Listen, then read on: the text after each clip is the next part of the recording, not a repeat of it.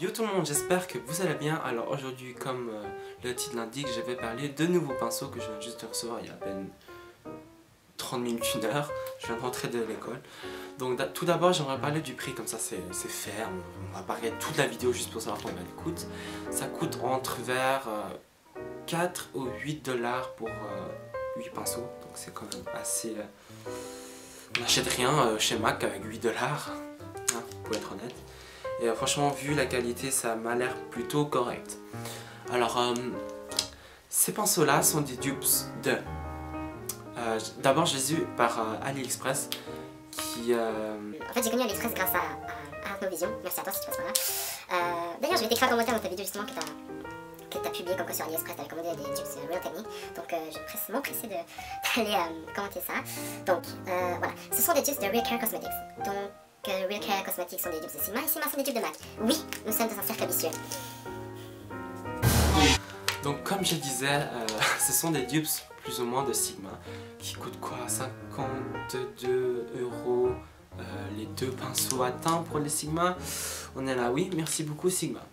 Donc je vais commencer très vite. Hein. Donc voici les pinceaux. On a les pinceaux à yeux et les pinceaux à teint. Donc je vais commencer par les pinceaux aux yeux. Par les yeux plutôt. Je sais pas si c'est à yeux.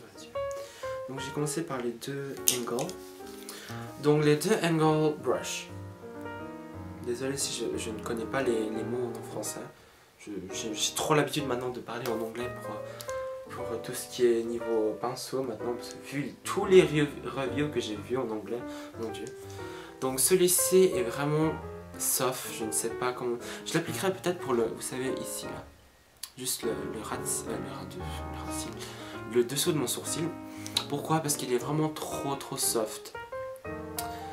Ou bien pour blender, mais vraiment très léger, pour un maquillage vraiment bien léger. Mais sinon je ne l'appliquerai pas pour un fard à paupières vite fait comme ça.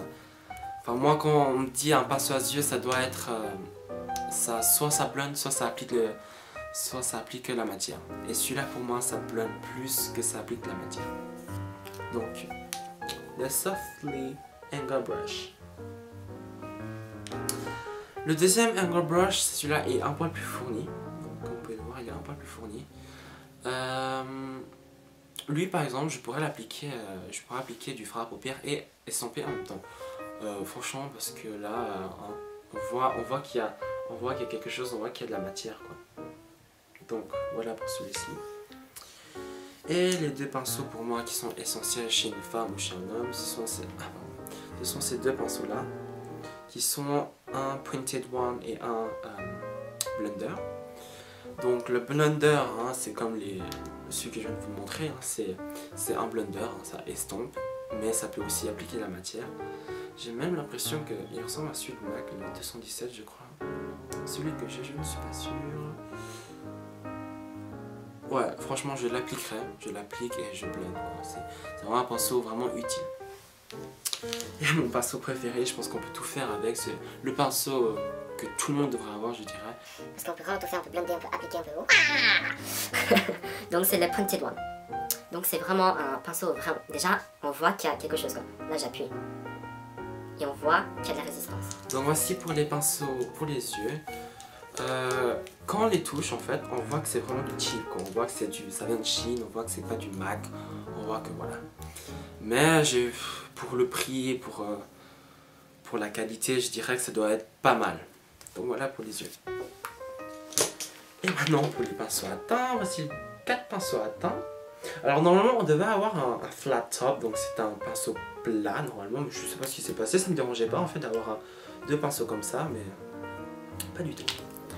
Donc on va commencer comme avant, on va commencer par les deux similaires. Le Soft Angle Brush qui est là, lui, et le Big Angle Brush.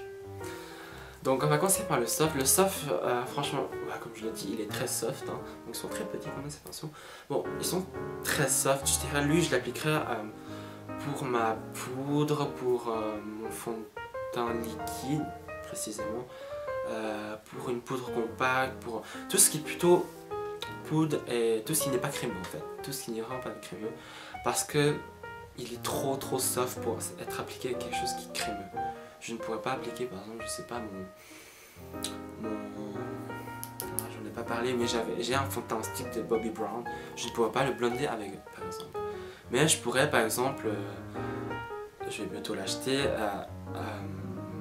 appliquer par exemple le fond de teint HD de chez Make Up For Ever, ou bien même la Baby Cream de Smashbox.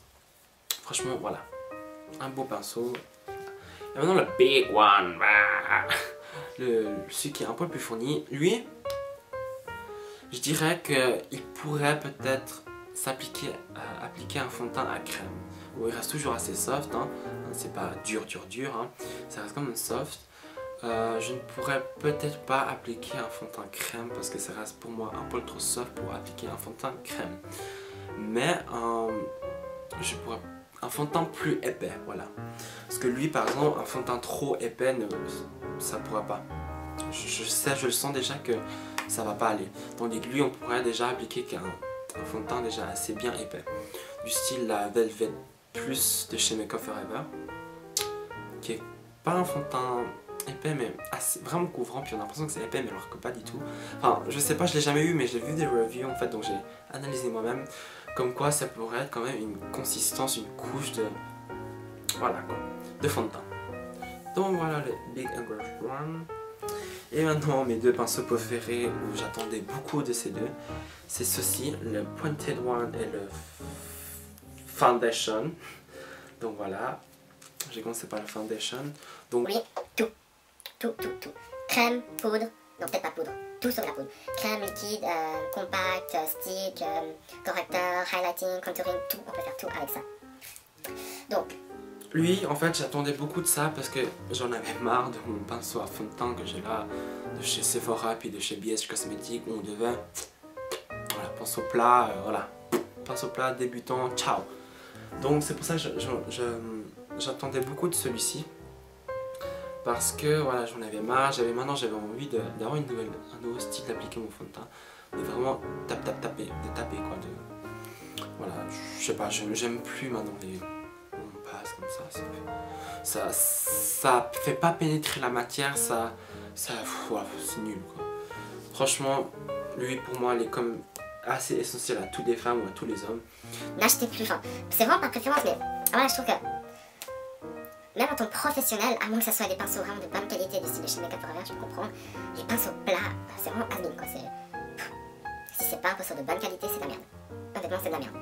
Donc voilà, le Foundation Brush. Maintenant le Pointed One, lui, on peut carrément tout faire aussi. Alors lui, c'est plus précisément pour le contouring et le highlighting. Mais pourquoi pas en tant que fond de teint. Après, c'est de préférence, hein, je veux dire. Tout le monde fait ce qu'il veut, peut-être même pour le blush. Non, le blush c'est plutôt le soft one. Mais bon, après c'est comme je disais, par préférence. Hein, Puis on sent qu'il y a quand même de la résistance, on sent qu'il y a quelque chose. C'est waouh. Je suis trop content. Donc voilà ma first impression de mes pinceaux que j'ai reçus de AliExpress. Je vous mettrai le lien en dessous. Qu'est-ce que je peux dire d'autre?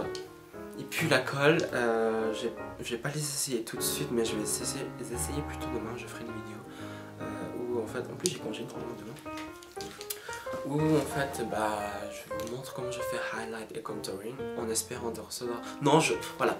En fait, j'ai commandé chez AliExpress 3 palettes de correcteurs, mais en pensant qu'une était une palette de poudre, enfin c'est pas grave, c'était 4$ chacune, 4,80$. En fait, j'ai extrêmement besoin de correcteurs en fait, de toutes les couleurs. Pourquoi? Pour les contouring, etc. Mais en fait, j'ai regardé la composition des produits. N'achetez pas sur les sites du style eBay. Je vous déconseille énormément d'acheter des palettes de correcteurs ou du correcteur de chez eBay, chez AliExpress, Light in the Box, n'importe où. Parce que la composition est ultra toxique. En fait, je me suis renseignée en fait, sur les compositions et il y avait du titanium. Dioxyde de titanium, et après il y avait d'autres trucs qu'on ne connaissait pas, enfin c'était vraiment bizarre. Puis je suis allée me renseigner en fait, et en fait il se figurait qu'il y a du titanium aussi dans les crèmes solaires, ce qui me choquait énormément. Mais voilà, j'ai une peau à problème, je vais pas encore avoir plus de problèmes en mettant du correcteur. Voilà. Peut-être une fois ou deux fois ça va rien faire, mais faites très attention quand vous commandez des choses plutôt crémeuses, ne commandez surtout pas des trucs à fond de teint. Déjà, le fond de teint on le prend au niveau des satins, donc on doit aller voir nous-mêmes. Malheureusement on peut pas, voilà, Make Up For Ever, il n'y en a pas en Suisse, il y a un tout petit stand de Make Up For Ever dans ma pharmacie. Mais voilà, il y a certaines choses qu'on peut pas avoir, il faut faire avec, il faut profiter quand on part en voyage. Parce que voilà, commander des fonds de teint c'est vraiment assez périlleux. Ouais, périlleux parce que en fait ça peut... L'image en fait qu'ils ont en fait sur les sites, c'est que ça ne reflète pas du tout la même taille, la même couleur en fait des choses sur justement le site parce qu'il y a les retouches, il y a Photoshop et tout. Par exemple, ma palette que je cherchais de BH Cosmétiques, je crois qu'elle était plus grande alors qu'elle était très petite. Ça ne me plaisait pas du tout, hein. Ça ne me dérangeait pas, je trouvais ça très pratique. Mais je m'attendais quand même à une grosse palette pour 120 couleurs, voilà. Qu'est-ce que je voulais dire d'autre? Ouais, donc voilà. Faites très attention quand vous achetez des produits crème. Alors quand la poudre, ça passe, je trouve la poudre, ouais, quoi. À part la chose qui était bien dans ce que j'ai regardé en fait, c'était qu'il y avait du mica. Et je sais plus ce que c'était du mica, mais je sais qu'Amy Makeup Pro en fait disait que c'était une chose bien. Dans sa review plutôt de son tutoriel de son kit de chez Barre Minéral, elle disait qu'en fait il y avait du mica, puis plus on tournait les produits de Barre Minéral, en fait plus on activait le mica qui était à l'intérieur. Je sais plus exactement ce que c'était, mais je verrai ce que c'est en regardant cette vidéo. Donc voilà. La vidéo est enfin terminée. J'ai fait mon petit blabla de chez AliExpress. Encore, faites très attention pour les produits à crème. N'utilisez pas des trucs comédogènes, vraiment pas. Faites attention aux compositions. Je sais, c'est chiant, on a l'impression de passer pour des fous furieux, mais c'est vraiment très important, surtout si vous êtes comme moi, vous avez des problèmes de boutons. Encore là, ça passe.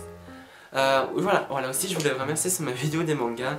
Vous avez plus de 5000 personnes à avoir regardé cette vidéo et ça me fait vraiment très chaud au cœur de voir que voilà, la vidéo où j'aime le moins, voilà, il y a plus de gens qui l'aiment, enfin qui l'ont regardé et puis ça me fait super chaud au cœur. Donc voilà, c'est fini pour cette vidéo et je vous dis à très bientôt. Ciao ciao.